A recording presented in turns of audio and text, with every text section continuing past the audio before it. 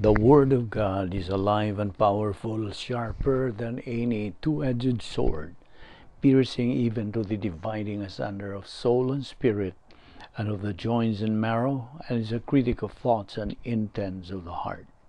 All Scripture is God-breathed, and is profitable for doctrine, for reproof, for correction, for instruction in righteousness, that the man of God may be mature, thoroughly equipped unto all good works.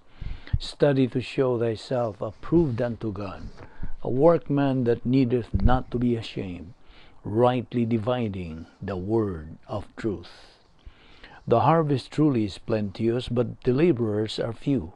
Pray ye therefore the Lord of the harvest, that he will send forth laborers into his harvest. And let us not be weary in well-doing, for in due season we shall reap, if we faint not. My son, do not forget my teaching, but let your heart keep my commandments. For length of days and years of life and peace they will add to you. How happy are those who hear the word of God and obey it. Your word is a lamp unto my feet and a light unto my path. And the gospel must first be preached to all the nations. That's in Mark 13:10. Amos chapter 8 verse 11 says, Behold, the days come, saith the Lord God, that I will send a famine in the land, not a famine of bread, nor a thirst for water, but of hearing the words of the Lord. For I am not ashamed of the gospel of Christ, for it is the power of God unto salvation to every one that believeth, to the Jew first, and also to the Greek. For therein is the righteousness of God revealed from faith to faith, as it is written, the just shall live by faith. Preach the word, be ready in season and out of season, reprove, rebuke, exhort, with great patience and instruction. For the time will come when they will not endure sound doctrine, but wanting to have their ears tickled, they will accumulate for themselves teachers in accordance to their own desires, and will turn away their ears from the truth, and will turn aside to myths. Now we have to note this, that we live in a day where biblical truth is considered hate speech, even among those who profess Christ. It is loving to tell the truth, no matter how much it may hurt the hearers. Now, before we begin our Bible study today, if you are a believer in the Lord Jesus Christ, be sure you have named your sins privately to God the Father. 1 John 1:9 says, if we confess our sins, He, God, is faithful and just to forgive us our sins and to cleanse us from all unrighteousness. So human imo kinibuhata, ikaw ananay pakiambitay sa Dios, mapunan ka na sa Espiritu Santo, o andam ka na, you are ready to learn Bible doctrine from the Word of God. You know, and if you have never personally believed in the Lord Jesus Christ as your Savior, the issue you are facing is not confessing your sins. It is faith alone in Christ alone. John 3:36 says, He who believes in the Son has eternal life. But he who does not believe in the Son does not have life. But the wrath of God abides on him. Therefore, let us pray.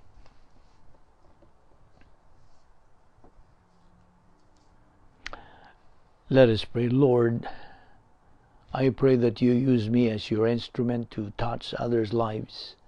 Help me not to be concerned about what title I hold, but instead that my life might show others your grace. It is so stunning, O Lord, and amazing, the moment by moment, minute by minute, hour by hour, day by day, year by year, you stand by our side. You never leave us. You never change your faithfulness. You never wane. Your love for us is always constant. We thank you then, Father, that your grace is sufficient for all that we do, and for all that we are. We also appreciate the fact that we have an eternal security in you that cannot be shaken regardless of the circumstances, regardless of politics, regardless of the status of our nation, regardless of the simple circumstances of our lives. We now pray that the doctrine might be real to us, that our minds might be open to what we are about to study this morning or this day. We ask this in Christ's name. Amen. Good day, everybody. Aniyan sa kita sa atong panag-uban sa Bible Study Series ubos sa Vic Balbido Evangelistic Ministry through the YouTube and Facebook. So today we are in good health, and I hope you are. We are alert with a clear mind. We are alive and kicking. We're still breathing. Kining tanan gumikan lamang sa kaluoy, gugma o kortesiya o grasya sa Dios.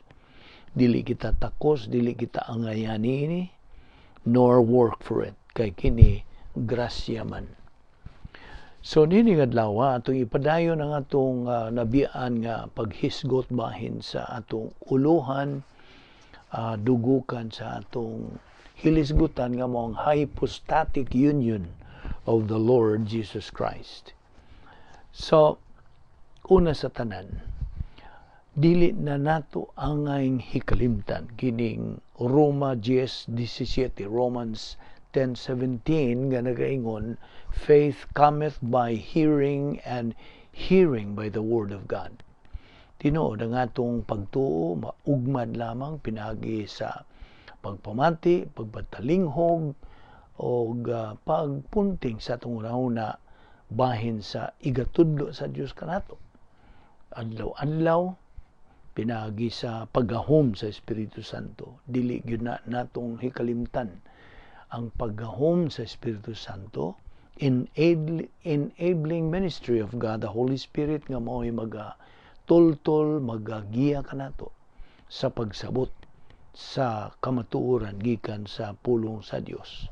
Kay kitang tanan na may pagtuo, kanang pagtuuha nahimo lamang active, energized, and enlivened niadtong panahon nga atong gidawat si Ginoong Jesucristo ingon nga atong personal nga manluluwas. At the moment we accepted Him, believed in Him as our Lord and Savior, ang atong pagtuo, di lang kayang pagtuo, ang atong tawhanong espiritu, human spirit,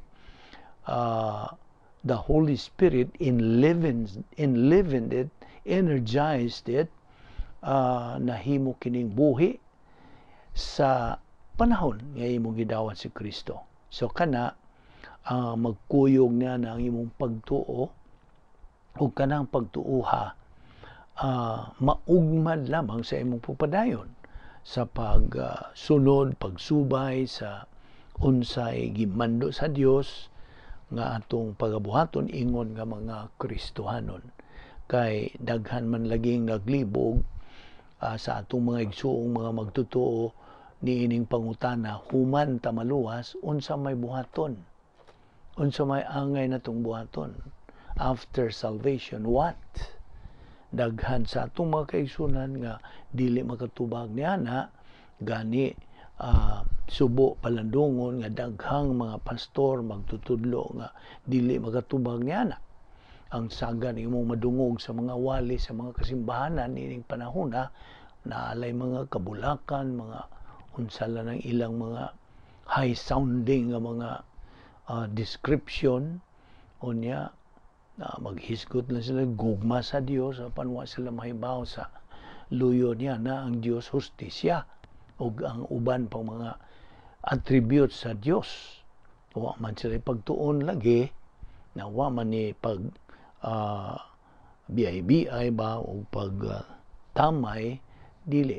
Wa kita. This is just to rebuke nga napakya sila sa ilang tulumanon, ilang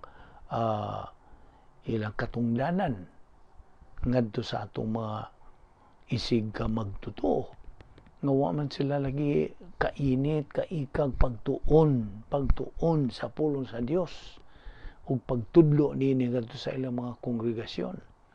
Mao na nga why alamag sila niining atong gipanghisgutan. So it is tragic. Mao ni nga hagit kini, it is a burden nga kini lig-uno nato ang atong baruganan ingon nga universal church nga sakop sa mystical body of Christ, nga dili kita magkatibula ang ingon nga mga Kristohanon. We have to unite pinaagi lagi sa pag makugihon sa pagtuon sa pulong sa Dios, sa makuti kuy gyud nimo pagtuon sa pulong sa Dios gikan sa original nga mga pulong. Naibaw ka naman ang Old Testament was written in Hebrew and Aramaic. Mo to'y pulong ang gamit ni Ginoong Kristo samtang din siya dito sa nagbitay sa cross. Ang mga Aramaic mo iyang gigamit. Apan what I mean is the Old Testament was originally written in Hebrew, and the New Testament bagong pakigsaad is written originally in Greek. Mao na ang mga pastor magtutudlo hagit kini nila nga magtuon sa Biblia sa maong pagi from the original. You see, aron kini mo ipaambit ngadto sa ilang mga kongregasyon, mga sakop sa ilang hugpong sa mga magtutuo. You see, aron mo tubo ang mga magtutuo. Di lang kay kutob lang pagka luwas, na okay, nakasagaran nila mayon, human ko maluwas, okay, simba lang ko, buhat ug maayo, mao kini mo kadto outreach, panway alamag, bahin sa pagtulunan, bahin especially sa maayong balita sa kaluwasan nga kini very basic, mga una kini mga pagtulunan nga gikinahanglang masayran, makatunan sa bag-ong mga Kristohanon. Kini man ang paagi nga sila magatubo. You see? Hangtod sa pag-anam-anam na nila, pagtuon, kaya ang pastor magtutudlo, magkugihon sa pagtuon, pagtudlo, study and teach. Mao kanay ilang katungdanan. Dili kay magsige na sila outreach, adto sa mga kabalayan sa mga membro simbahan, unya wa bay ang paambit nila nga mga doktrina gyud, pagtulunan yun sa Biblia nga kini resulta byproduct sa makuti nga pagtuon, kinoy-kuyay yun. Ilag yung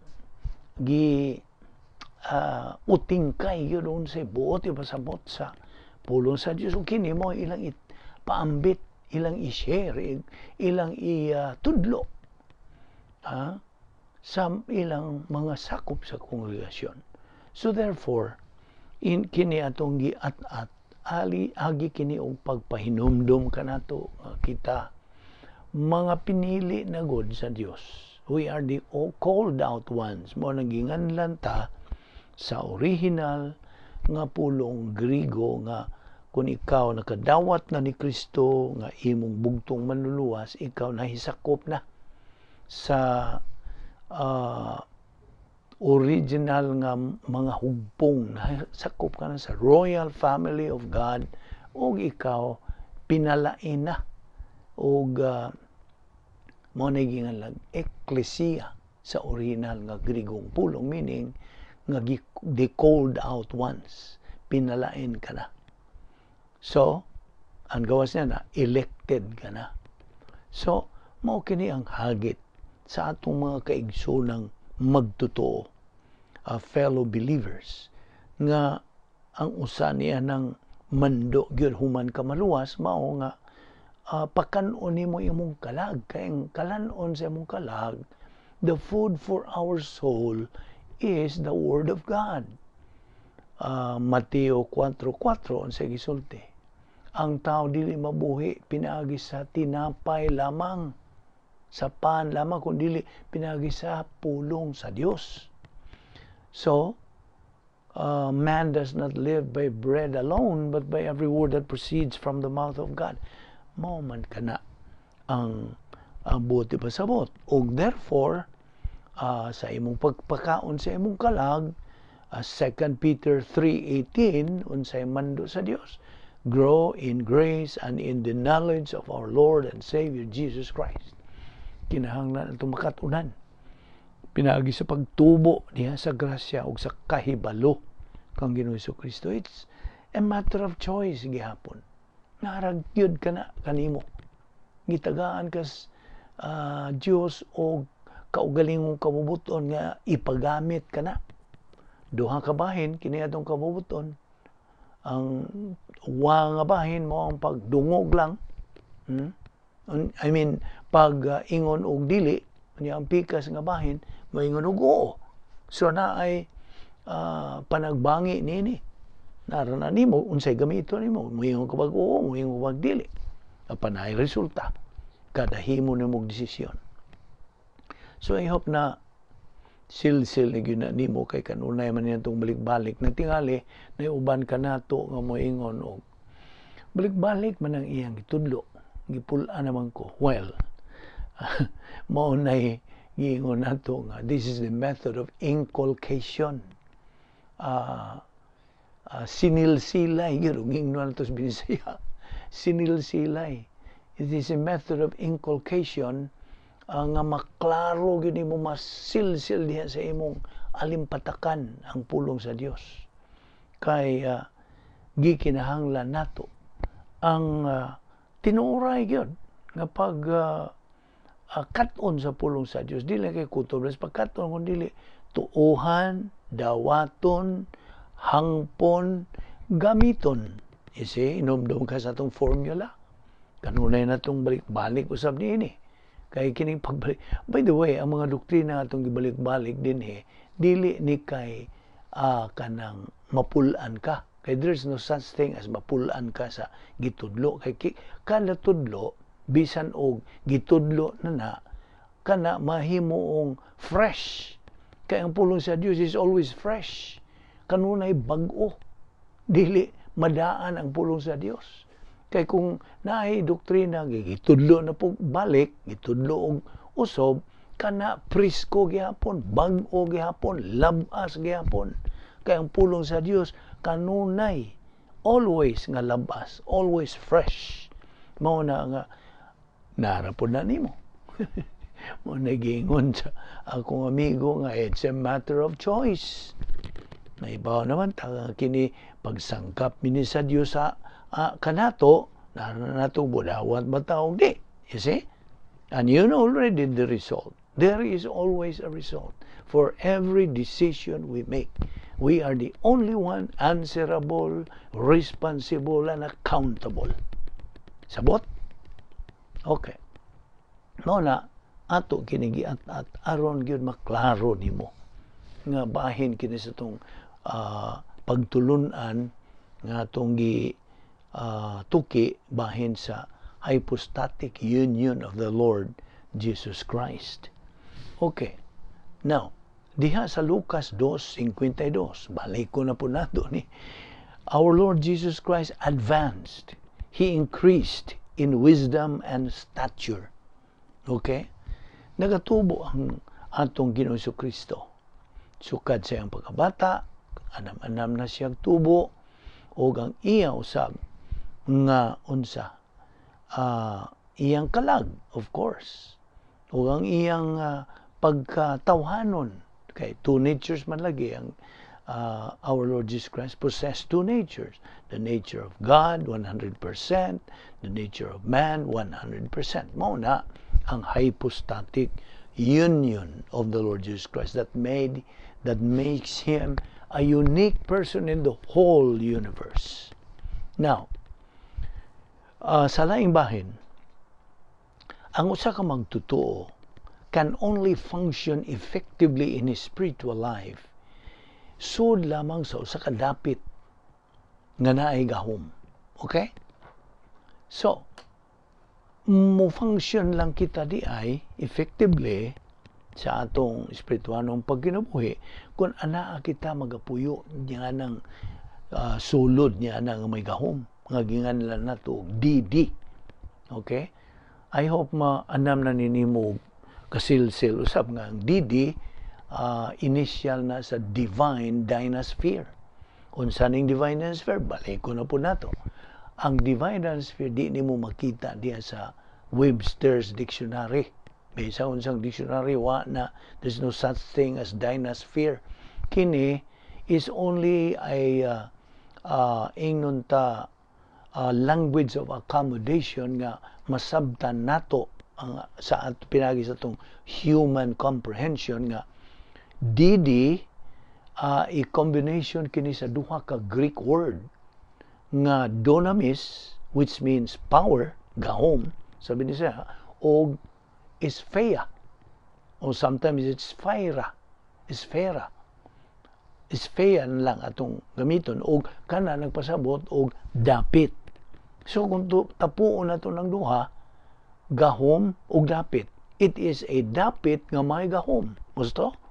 Dapit kini nga may gahom, o kini gahom adili sa gahom sa tao, kundi gahom sa Dios.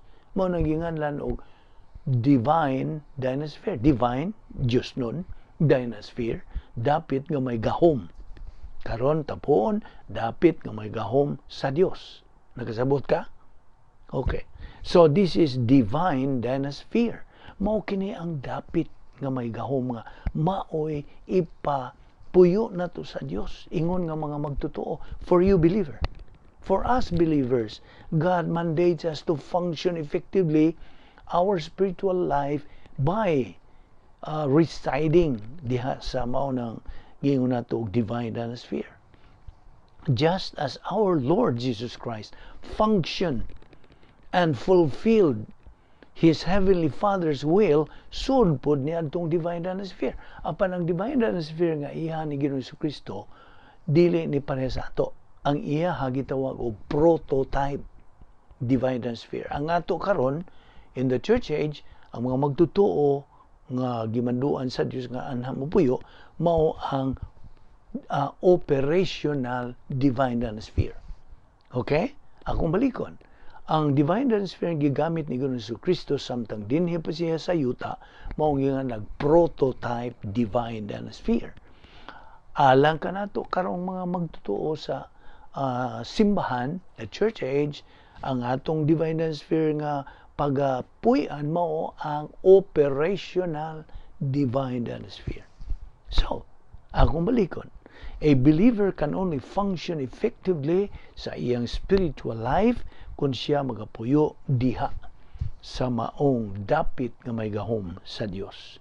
Just as our Lord functioned and fulfilled His Heavenly Father's will, sud siya sa iyang divine dynasphere, which was prototype. Now, so therefore, every believer must accept responsibility for all his decisions in life. Kay kita ra lagi ang answerable, responsible, and accountable sa tanan natong mga desisyon. Now, akong pangutana na usab kanimo, what is the common objective of every believer? Unsa ang atong tumong? Ingon nga mga magtotoo, what is our objective sa atong pagkakristohanon? It is spiritual maturity. Ang espirituhanong pagkahantong. Unsa ang process? Ako kanang at ganiha, gipasabot ganiha, nga kinahanglan kita magtuon sa pulong sa Dios, human kita maluwas. Aron mutubo kini nga atong kalag. Okay? Patubuon hangtod makakabot kita sa spiritual maturity. Ug ato naman usab nang gihisgutan nga there are 3 levels of spiritual maturity. Spiritual growth. Pagtubo nga espirituhanon. Ang una niini, baby believer. Patunon tas pulong sa Dios sa mga basic doctrines nga mao kini gitandi nato sa milk. gatas, kay di pa man makakaon ang usa ka batang masuso, di pa man siya makausap, kay man siya ngipon. So, ang atong hatag kaniya mo ang milk aron siya mutubo. Unya sige siya inom hantod siya mutubo. Physically mutubo siya o makakabot siya sa iyang pagka-adolescent. Okay? So, ang mga doktrinang tunan sa adolescent believer, mga intermediate na po. Okay? Mao niya atong tuyo nga si tagtuon sa Dios kay naadihan nimo mapupo ang mga nagkalain-laing mga pagtulunan na ay elementary, na ay high school, na ay college, na ay masters or graduate studies at lang ning gitandi sa academic side or realm. So mao kana nga kita patubuon sa Dios. Pag abot na to sa adolescent level as a believer, then dili ta muhunong diha. Kay kung muhunong ra ta diha, paminaw. Kung muhunong ta ingon nga mga magtutuo diha sa adolescent level, itandi nato ni sa mga ingon ta high school. Okay? Dili pa ni advance. Mga kuan pa ni. High school subjects, okay? Now, maora ba kini ang delikado nga bahin?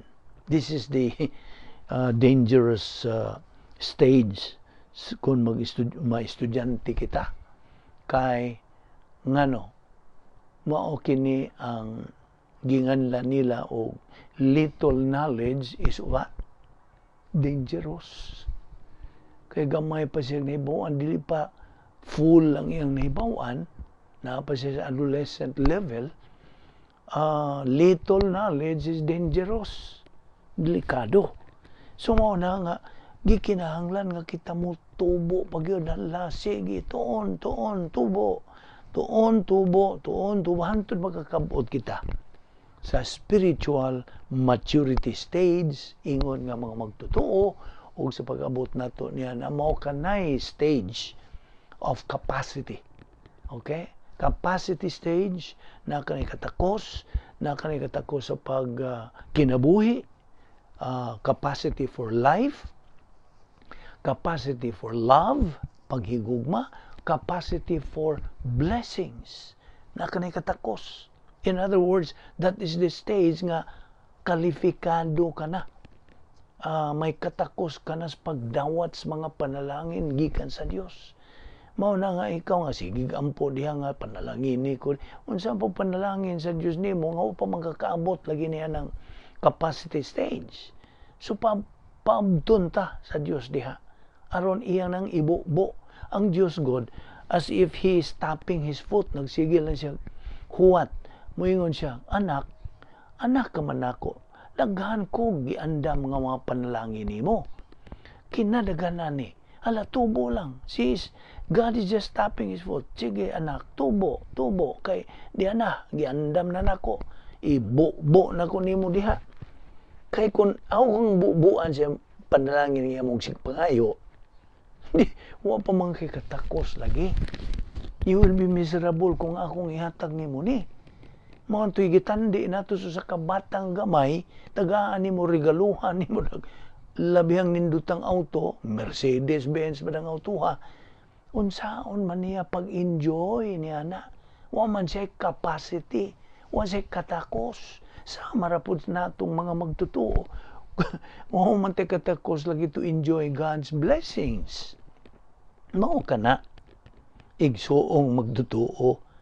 Gusto sa Dios buot niya nga kita patubuon diya sa grasya kay balo kang Ginoong Jesucristo aron makakabot kita sa maong stage, mao na nay kinaninutang dapit spiritual maturity nga naabot ka na ni Apostol Pablo o uban pa mga giant believers in the Old Testament. Nakabot nila kini og mao nang nakasulti sila. Si Job, he reached spiritual maturity.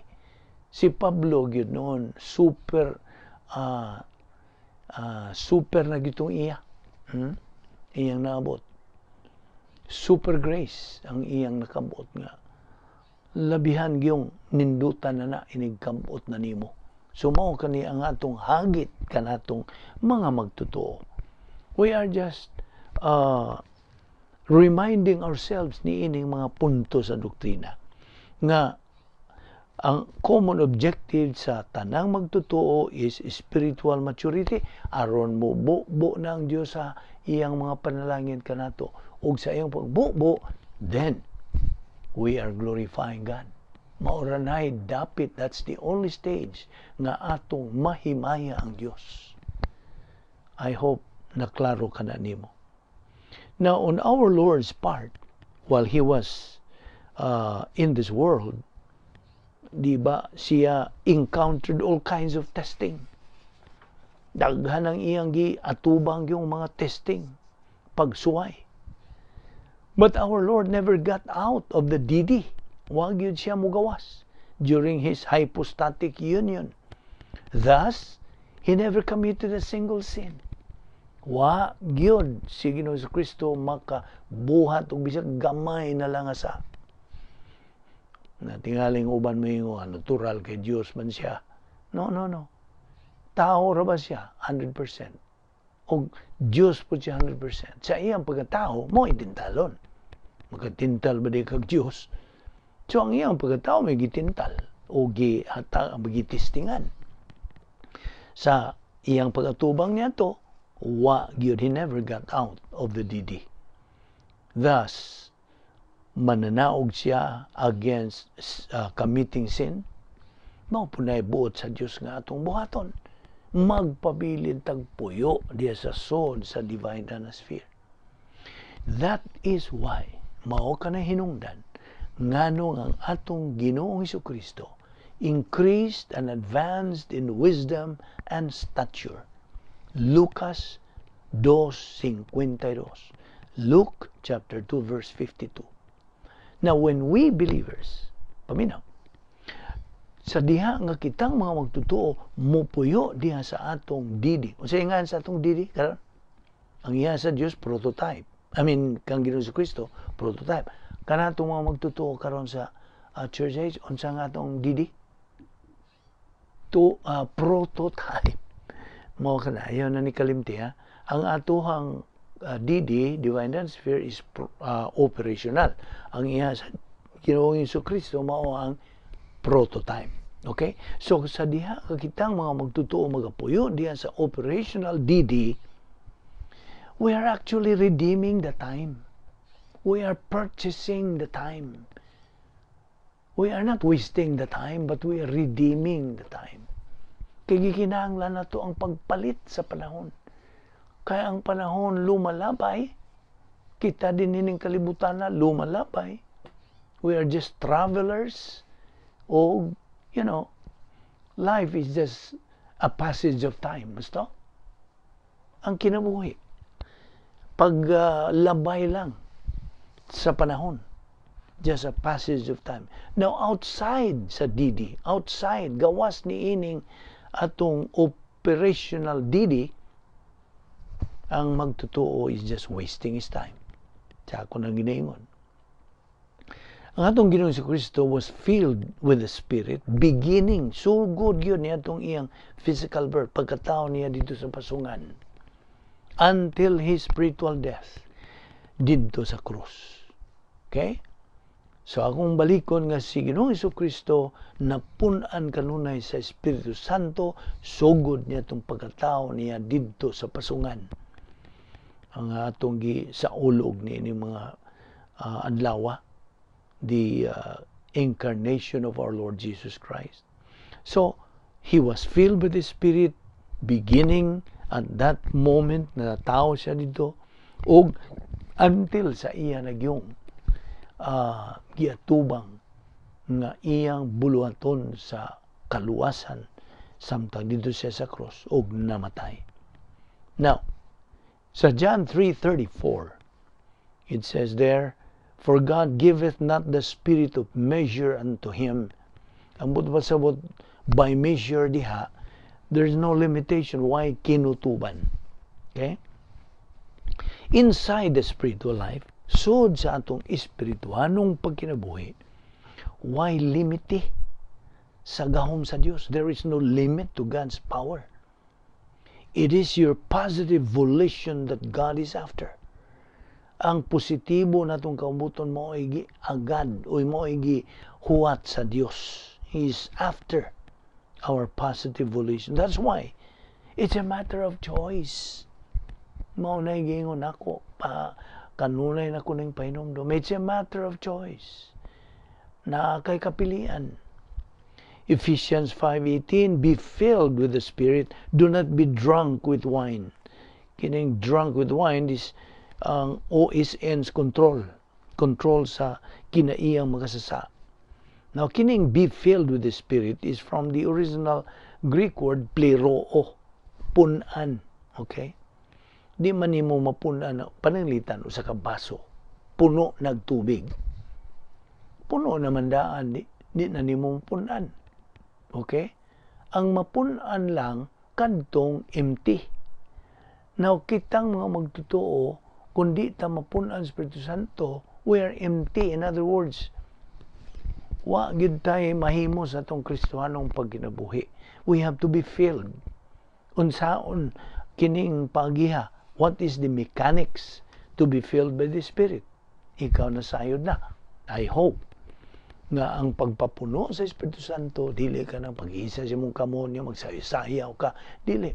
Feeling of the Spirit, pagpuno sa Espiritu Santo, ang mechanics nini is only to rebound, to confess.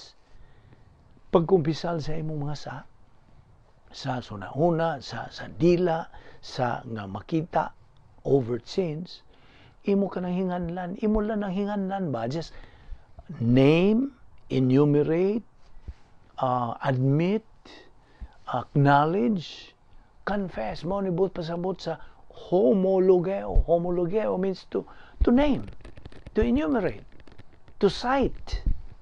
So imo lang panlitan naglakaw ka diha sa bisag asa ka dapit ha ka small kinta unya nagakita kag imong kontra unya murag mo sila ob na pud tingali ng imong sana pagka mapahitas o nasuko ka diha nakasaga, right? Mental attitude sin to. So ang imong buhaton unsa? Imo lang nahingan na sa Dios, mo ka Dios nakasakuan to da. Nga naman to akong nabuhat, ako nihingan lang diha Dios. Akong i-admit. I admit that I sinned. So diha papason gyud na sa Dios. Iya ginangon sa burahon matubas Tagalog. Buburahin yan. Iya ginang paon dayon. Kung di na niya na hinumduman. Wala na. Unsa kayano ang pagi di ay nga ikaw mapunan sa Espiritu Santo. Dia human kamuhingan ang imong sa punan dayon ka sa Espiritu Santo. You see? Punan ka ong ikaw human ka na pun-e, ikaw na napugkay pakigambitay sa Dios. You have fellowship with God. Og niya nang higayon, paminaw, niya nang higayon na nga ikaw na filled by the Spirit, na kanang na kay pakigambitay sa Dios, ang tulo ka protection sa Dios mo epekto. Naibo ka kung saning three major protections of every believer. Number 1, wall of fire. Number 2, guardian angel. Number 3, encapsulation. Tiyan mo na. Wall of fire, guardian angel, and encapsulation. Kining tuto mo ipikto gidayon. Why makahilabot nimo? Hilabtan ka gani, they are in big trouble. Kay ngano? Ikaw na punan sa Espiritu Santo, ikaw may pakigambitay sa Dios, mao na nga ikaw is a danger to the world, danger to Satan and his demons. You are dili ka mahilabtan nila, musumbalik na nila.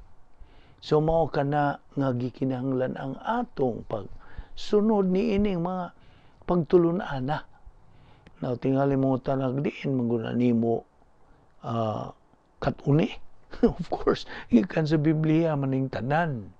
fellow believer, wa ta maghimo-himo, wa ta magama-gama, dili ni tinumo-tumo, kaiyaha kini sa Dios. Grasya kining tanan. Ug ato kining ipadayon, kining atong pagtuki ini nga nindot kayo nga alang ka ligunan sa atong magtotoo ni Ginoong Hesukristo. Kini ang panahon nga atong barugan na gyud. Kay baruganay na mo rin panahon na. Baruganay na sa kamatuoran, sa pulong sa Dios. Kristohanon ka, barug. Kay mao na ni kani panahon nga nalabihan ng kainit ang angelic conflict. This is the most intensified angelic conflict sa tibuok panahon. The church age is the most intensified angelic conflict. Gubat nga espirituhanon. Mao na nga gihagit ikaw Kristohanon pagbarog na. Okay? O tan-awa ang deliverance of the Lord. Matud pa ni Moises, inomdom ka itong Exodo. Behold, today, watch for the deliverance of the Lord. So ikaw po nga magtotoo, gikinahanglan ang imong tutok nini, pag-amgo nini, mag-ampo ta. With our heads bowed and our eyes closed, let us dedicate ato kining ipahinungod ang panakop na itong mga gutlo sa atong Bible study under this ministry. To those of you who are without Christ, without hope, and without eternal life, this is a moment in your life. No matter what you think, no matter what you believe, it is a moment of consideration. It's a moment to put everything out of your mind. Think about the Lord Jesus Christ. Think about His person. Now, what does all this mean? What is Christianity? Unsa man gyud ang Kristyanismo? Christianity is Christ. It is a relationship with God through Christ. Kay siya nagaingon man sa John 14:6, I am the way, the truth, and the life. No one comes to the Father but by me. There's only one way to have that relationship, higala. Ang balang kasulatan nagasulti, tumuo ka kang Ginoong Hesus ug ikaw maluwas. Mga binuhatan, all the works that you can do have nothing to do with your relationship with God. Ngano? Tungod kay ikaw usa ka magasasala. Kitang tanan mga magasasala. Because you are not perfect as God is perfect. Because His perfect righteousness has to reject unrighteousness, and you are unrighteous. No matter how many good deeds you do, that's where Christ comes in. That's how important He is. Because He is the only one who can present you faultless before God. Siya lang. And how does He do that? Well, miadto siya sa cross. Miadto siya sa cross for only one reason, to die. Pagpakamatay, to die for you. To die for every member of the human race. He did not care whether people rejected Him or not. He died for them. Grasya ka na sa Diyos. His absolute grace for Him to die. And what does that mean? For Him to die for all of us. That means that while He was hanging on the cross, ang Diyos nga Amahan, mibubo sa atong tanang mga sala. All the sins of mankind ngadto kang Ginoong Hesukristo. He took all of your sins upon Himself. Ug sa iyang pagbuhat niadto, He paid the penalty for all of our sins. Iyang gibayran ang suhol sa sala. He paid the penalty demanded by God for sin. Kaya ang sala, good, is spiritual death. And you know what spiritual death? Separation of man from God. Jesus Christ died a substitutionary spiritual death so that we don't have to. Busa, ang balang kasulatan nagasulti, God so loved the world that He gave His only begotten Son, that whosoever believes in Him shall not perish, but have eternal life. busa. Believe on the Lord Jesus Christ and you will be saved. Magampot lang. We thank you, Heavenly Father, for that so great salvation through your only begotten Son, the Lord Jesus Christ. May God, the Holy Spirit, challenge us to execute the unique spiritual life just so we can attain the capacity stage in the glorification of you. This we all ask in Jesus' name. Amen.